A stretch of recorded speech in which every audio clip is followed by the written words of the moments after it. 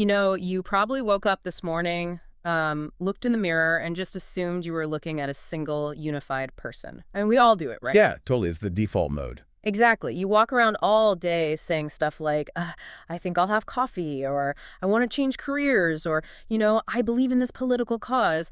And the baseline assumption in all of those sentences is the I. Right. That there's just one I in charge. Yeah. The assumption is that your mind is this tidy republic with one ruler, a perfectly well-behaved citizenry, and a super clear chain of command.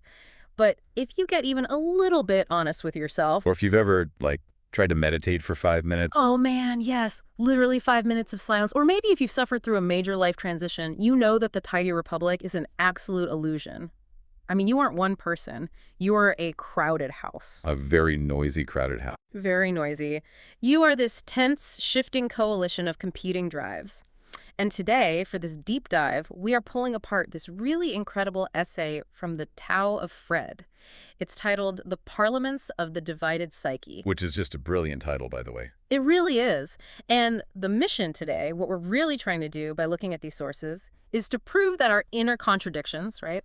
The war between, say, your appetite and your conscience, or your instinct and your restraint. Right, those everyday battles. Yeah, those aren't modern defects. They aren't bugs in your mental hardware. They are actually ancient, load-bearing features of the human design. And that completely reframes how we look at our own anxiety, doesn't it? Yeah. I mean, long before modern clinical psychology started handing out all these diagnostic labels, mythology was actually already mapping out these exact inner wars. Which is kind of wild to think about. It is. And the essay makes this really brilliant pivot. It says, instead of looking at our minds through the sterile lens of a medical textbook, we can look at ancient gods. We can look at grand cosmic pairings.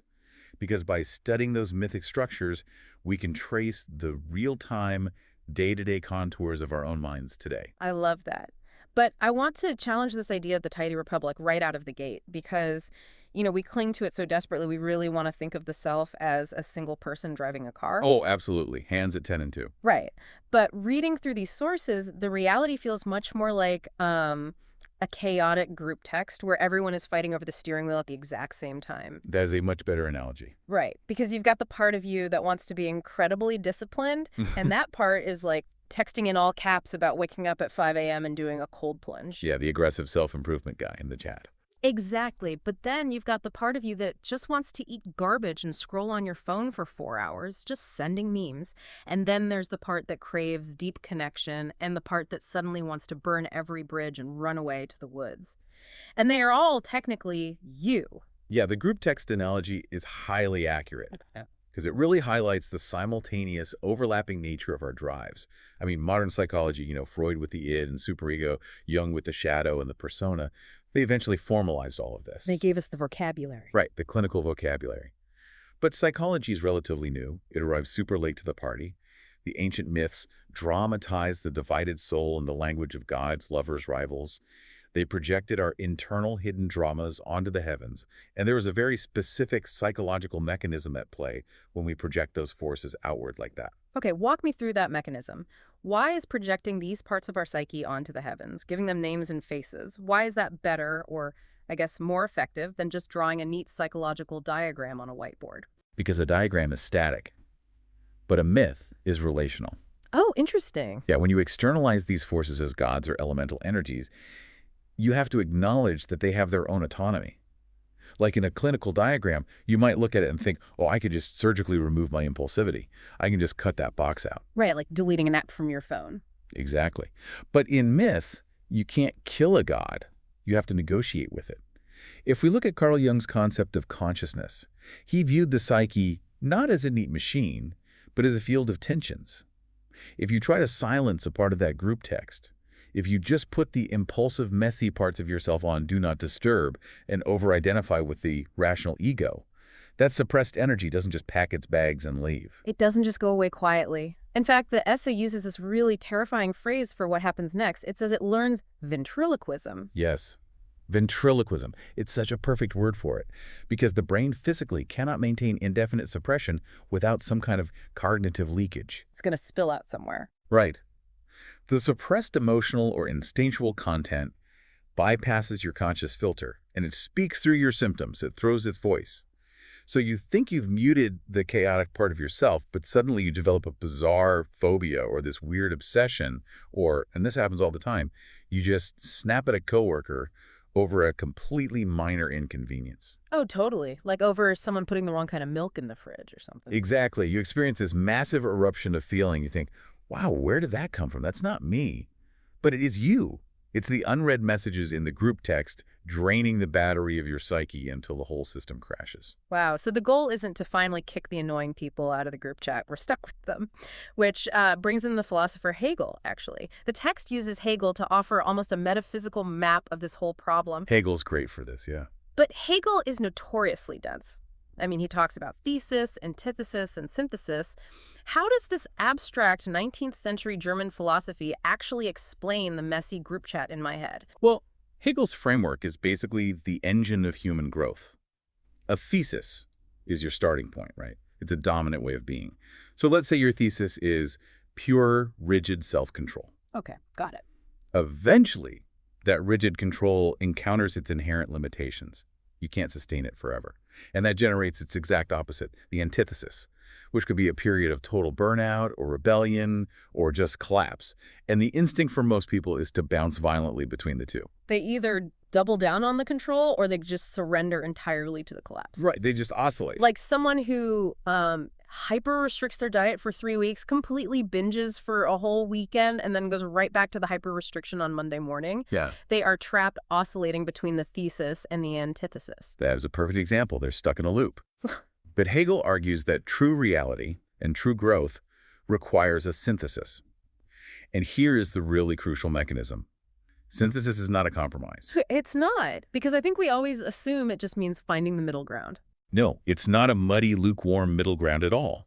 Synthesis is a higher state of consciousness.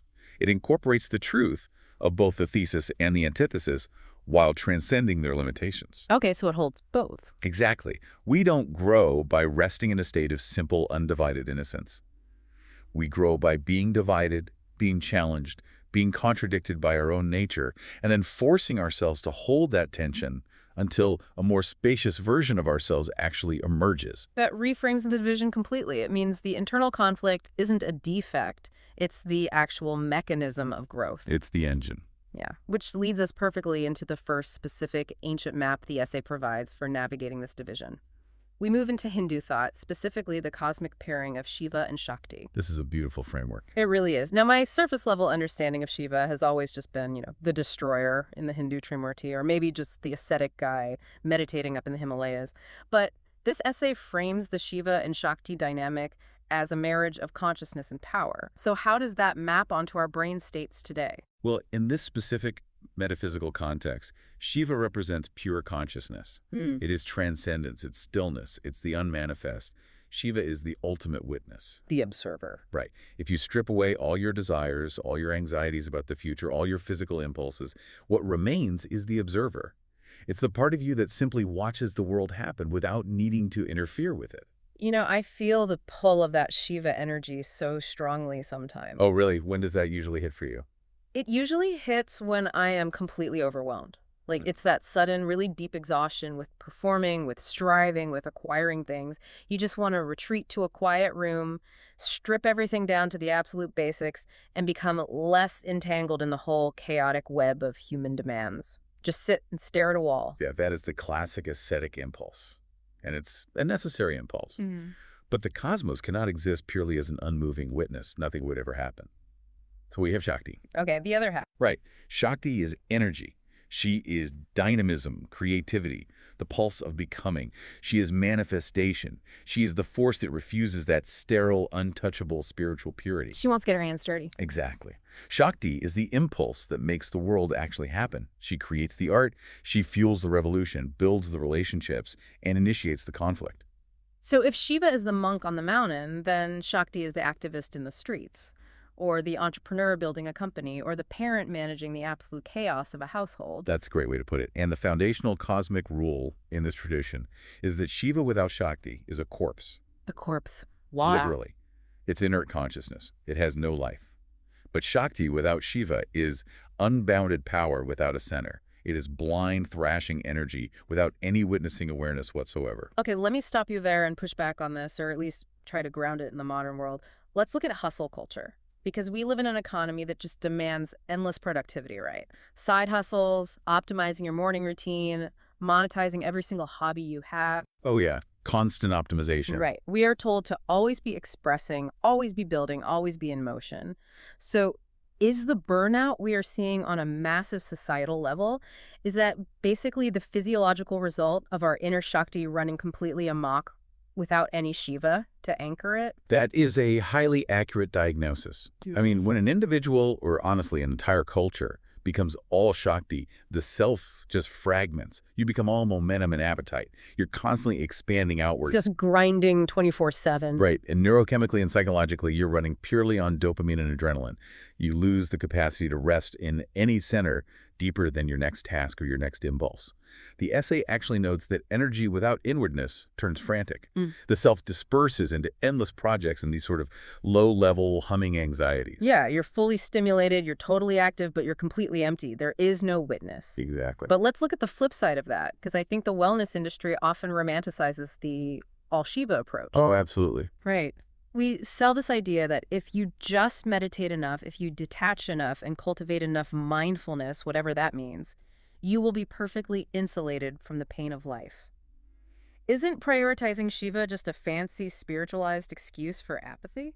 It absolutely can be. And in psychology, we actually call that spiritual bypassing. Spiritual bypassing, I like that term. Yeah, and all Shiva life can become bloodless and detached in a highly toxic way. You become enamored with purity and this idea of being the untouched observer. And you use that to avoid the messy, friction-heavy labor of actual existence. You just float above life. You float above it, yeah. You use your enlightenment as an excuse to avoid paying the bills or dodging the emotional labor of a really difficult conversation with your spouse or ignoring systemic injustice. You basically refuse the descent into the flesh. You declare yourself exempt from the group text because you think you're better than the other participants, but you're still in the chat. Exactly. You're still there. Which is why the deepest image in this tradition is Nataraja, which is Shiva as the cosmic dancer. Oh, I've seen statues of that. Right, it's very famous. It is the absolute union of both principles. The god of still, pure consciousness is simultaneously dancing the universe into existence. Stillness and motion are not enemies here. They're happening at the same time. Yes, the deepest witness is at the very heart of the dance. Maturity isn't about escaping the messy energy of life. It's about carrying the quiet, observing witness directly into the center of the chaos. Okay, so Shiva and Shakti give us this incredible macro-level view of our life choices, right? Like the grand choice between detachment and engagement. But I want to pivot to the essay's second map, because Shiva and Shakti feel very grand and cosmic, which is great, but it doesn't always help me navigate like the micro fluctuations of a Tuesday afternoon slump. Sure, it can feel a little abstract. Yeah. So the essay moves us into Taoist philosophy, specifically Yin and Yang, and I really want to tear down the Western poster version of Yin and Yang right away because it is so flat and reductive. The West has done a terrible disservice to the concept of yin and yang, honestly. We tend to just map our own rigid binary moral categories onto it. Right, like good versus evil. Exactly. We assume yang, the light side, means good, productive, positive, and yin, the dark side, means bad, lazy, negative. Or, we just treat it as a cool, symmetrical aesthetic to put on a t-shirt. Yeah, we think it's just a 50-50 spreadsheet of work-life balance, but the essay completely dismantles that. Let's define the terms accurately based on the source text. What are they actually? Okay, so in Taoist thought, yin is associated with darkness, receptivity, inwardness. It is the cooling, yielding principle. It is the valley rather than the mountain, the moon rather than the sun. It's the empty space inside the cup rather than the ceramic that actually forms the cup. I love that image, the space inside the cup. Right, it's essential.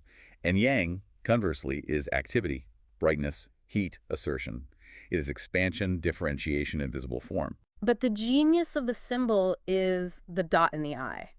Like, the black teardrop contains a white dot. The white teardrop contains a black dot. They are completely interpenetrating. That dot is so important. It represents the principle of enantiodromia. Wait, say that again? Enantio what? Enantiodromia. It's the tendency of all things to eventually turn into their opposites. Oh, wow. Okay. If you push yang to its absolute extreme, it doesn't just stay yang. It shatters and turns into yin. If you push strength too far, it hardens into brittleness and it breaks, becoming weakness. That makes total sense. Right. Noon inevitably tips toward evening. Yeah. The seed of the opposite is always gestating inside the peak of the current state.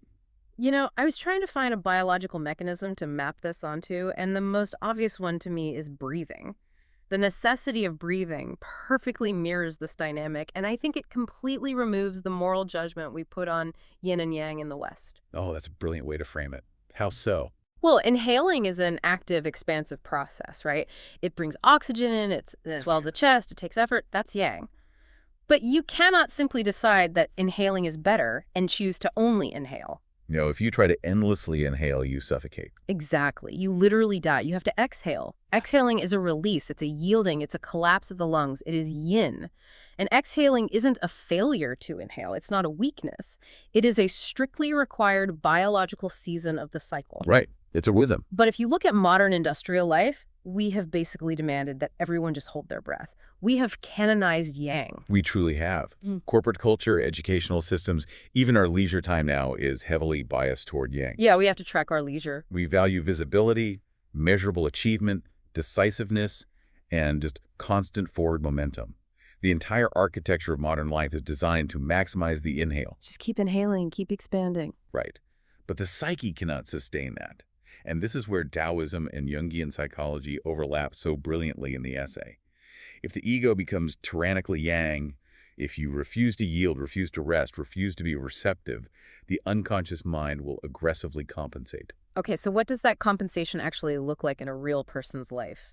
Because the essay mentions the psyche manufacturing yin imagery in dreams, which sounds a little spooky. It can be very intense. Yes.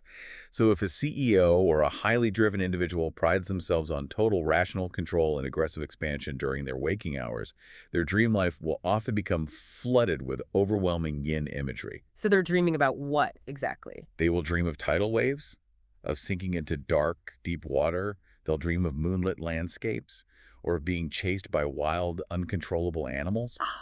The brain is literally trying to administer the psychological antidote. The conscious life has become way too rigid, so the unconscious floods the system with fluidity and receptivity. It's the brain trying to force an exhale before you pass out. Precisely. And the Taoist corrective here isn't to conquer one side or the other. You don't solve breathing. Right. You don't win at breathing. Exactly. The goal is attunement. It's a musical rhythm, not a mathematical formula. There are seasons for exertion, and there are seasons for waiting. The valley has its own deep wisdom, the wisdom of allowing things to flow into you, rather than always pushing outward. But practically speaking, how does someone actually ride the tide when they are sitting in bumper-to-bumper traffic, they're late for a meeting, and their inbox is overflowing? I mean, it's really easy to talk about the wisdom of the valley, but society demands the mountain. It does, but it requires a radical shift in how we perceive action. When you're in that high-stress, overflowing inbox state, your default yang response is to grit your teeth, right? You tighten your muscles, and you try to force control over the situation. White-knuckling the steering wheel. You try to outmuscle the chaos. But riding the yin tide in that moment means recognizing that the situation is currently larger than your capacity to control it. You just have to surrender to the traffic. Yeah, it means physically dropping your shoulders, accepting the reality of the delay, and yielding to the moment. Yielding doesn't mean giving up. It means stopping the massive expenditure of energy used in futile resistance. Because you're just burning gas. Right. You conserve your energy so that when the road clears, or when you finally sit down to tackle the inbox, your yang energy is sharp and available, rather than exhausted from fighting reality for an hour. It's the difference between trying to punch a wave and learning how to float over it. That's a great metaphor. I love that. Okay, so we've moved from the macrocosmic marriage of Shiva and Shakti to the rhythmic biological flow of yin and yang. Now, the essay shifts gears pretty dramatically.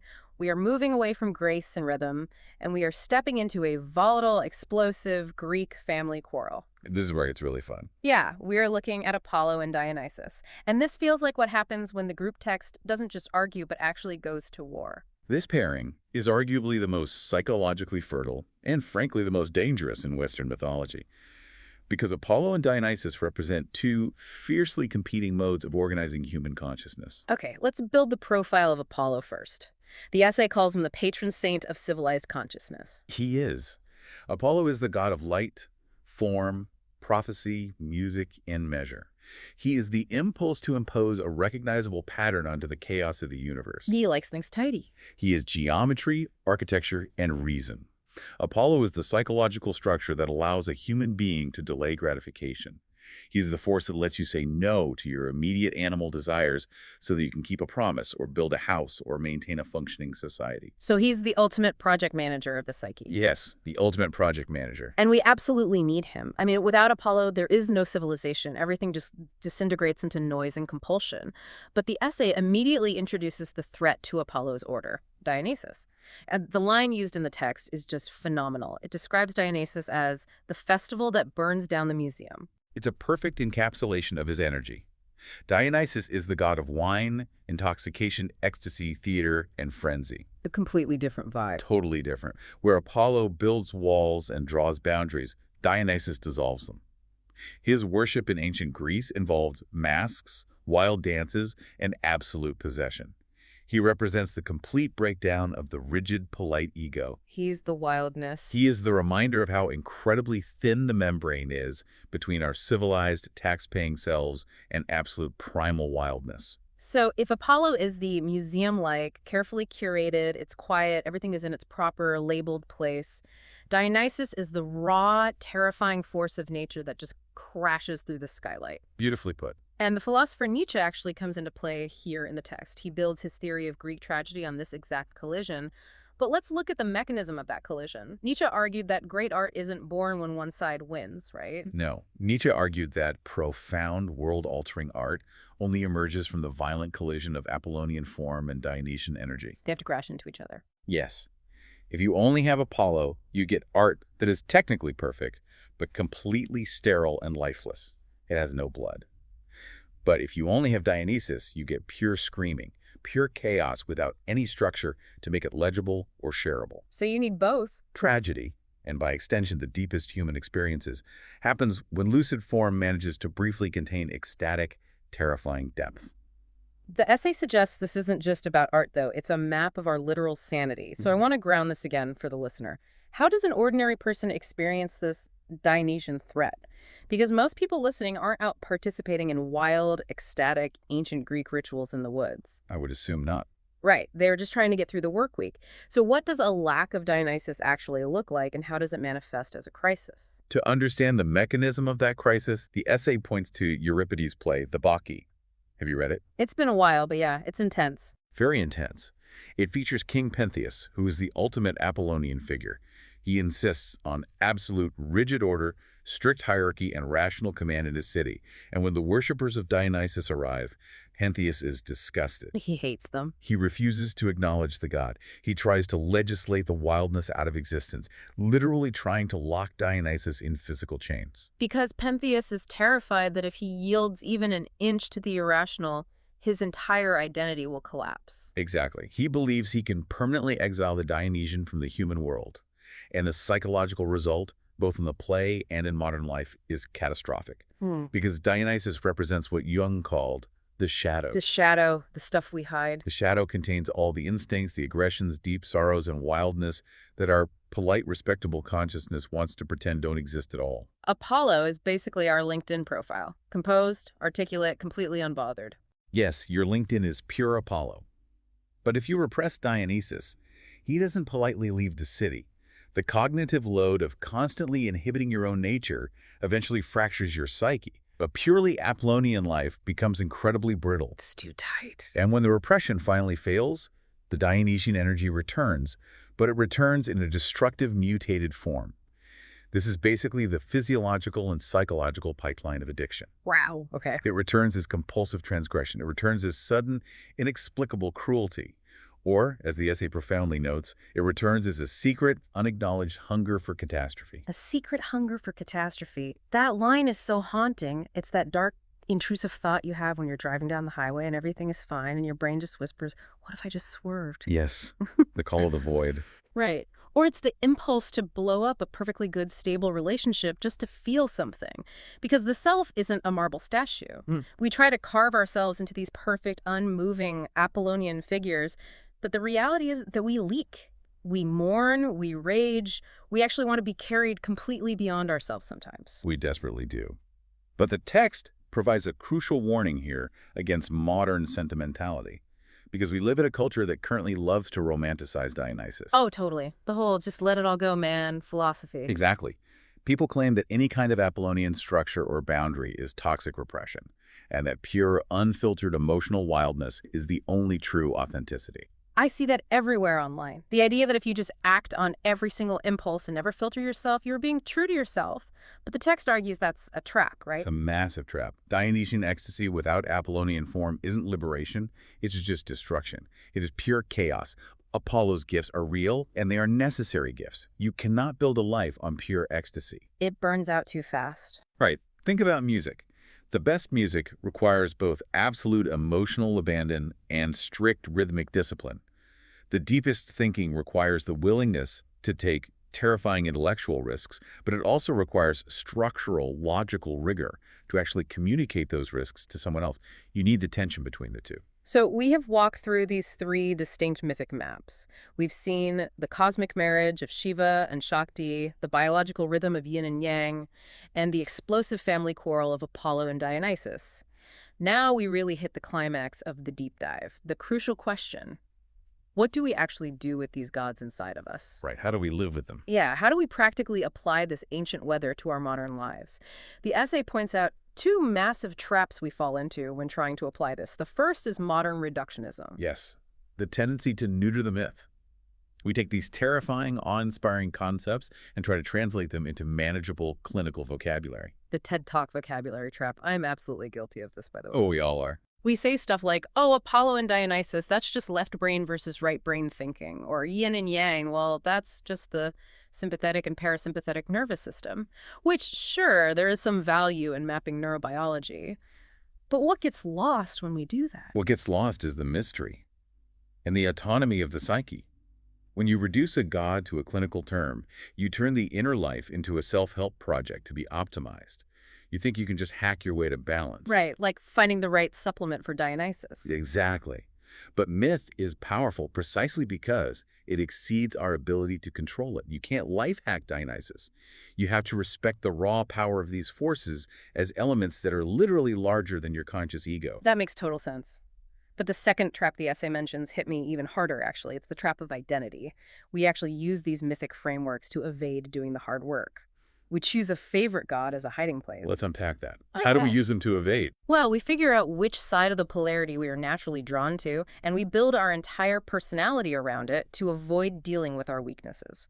Okay, give me an example. For example, the stoic person, the one who clings intensely to Apollo, reading Marcus Aurelius every morning, taking ice baths, optimizing their routine down to the minute, they claim they are doing it for virtue, but secretly they are terrified of the messiness of Dionysus. Oh, that's fascinating. Right. They are terrified of vulnerability and emotional loss, so they use their Apollonian discipline as an armor against just being human. That is brilliant translation of the concept. And we see it on the other side, too. Think about the person who claims to be all yin. They say they're just going with the flow. They're super chill. They don't want to impose their will on the universe. Just floating through life. But in reality, they're terrified of the demands of yang. They're using yin to hide from the fear of failure or the fear of taking a stand or just the friction of actually taking responsibility for their own life. They're using the principle they worship to avoid the principle they are hiding from. The principle we worship is often the shield we use against what we fear. That's so good. So if we strip away those evasions, the ultimate question we should be asking ourselves isn't a personality quiz. It's not, which god am I? The agonizing, transformative question is, which god have I exiled? Which god have I left starving outside the city gates of my psyche? That is the core of Jung's project of individuation. Psychological maturity isn't about perfecting your preferred identity. It is about enlarging the house. It is about admitting the stranger. Because the soul will inevitably suffer from whatever consciousness refuses to admit, right? If you are a relentless workaholic, you are starving yin, and it will eventually break your health to get your attention. It will shut you down. And if you are entirely ungrounded and constantly chasing ecstatic highs, you have exiled Apollo, and your life will eventually collapse into unmanageable chaos. And here we return, really full circle, to Hegel. The synthesis we talked about earlier doesn't erase the tension between these gods. Enlarging the house doesn't mean you find a magical, bland middle ground where Apollo and Dionysus sit quietly and sip tea together. That's never going to happen. No. Wisdom isn't silencing one side of yourself to appease the other. Wisdom is becoming spacious. Yes. Becoming spacious enough to contain the contradictions without shattering.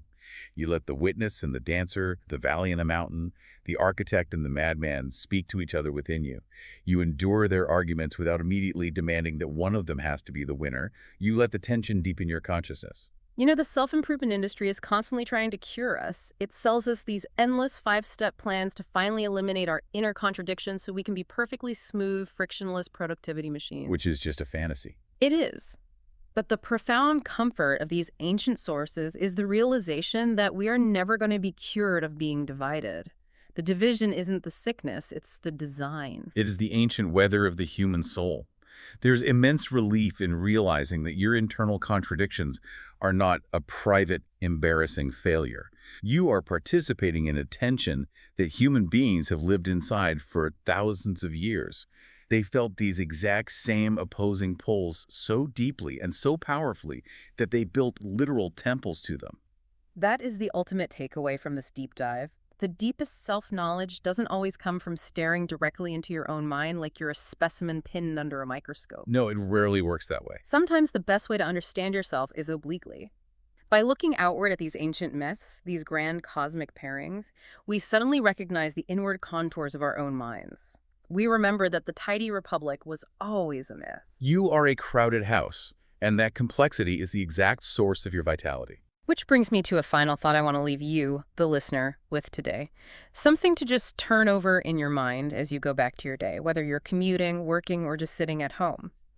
If your internal psyche is this complex, shifting parliament of different mythic gods all violently vying for control, what does that mean for how you look at the people around you? Oh, that's a great question. Right. Think about the last intense argument you had with your partner or your boss or some stranger on the internet. You probably thought you were arguing about facts or chores or politics. But what if you were really just watching two divided parliaments trying to negotiate across a massive gap? And if you can train yourself to recognize which god is currently exiled and starving inside the person you are disagreeing with, maybe they are suffocating under the weight of too much Apollo, or they are utterly terrified of their own Dionysian chaos, how might that completely change the way you judge them? It changes everything. Suddenly, they aren't just an obstacle or an enemy, they are just another crowded house, fighting the exact same ancient war that you are. Think about that the next time you find yourself insisting, I am completely rational, I am totally in control. Remember that the tidy republic is an illusion. You are a crowded house. And maybe it's finally time to stop muting the group text and start listening to the other voices in the room.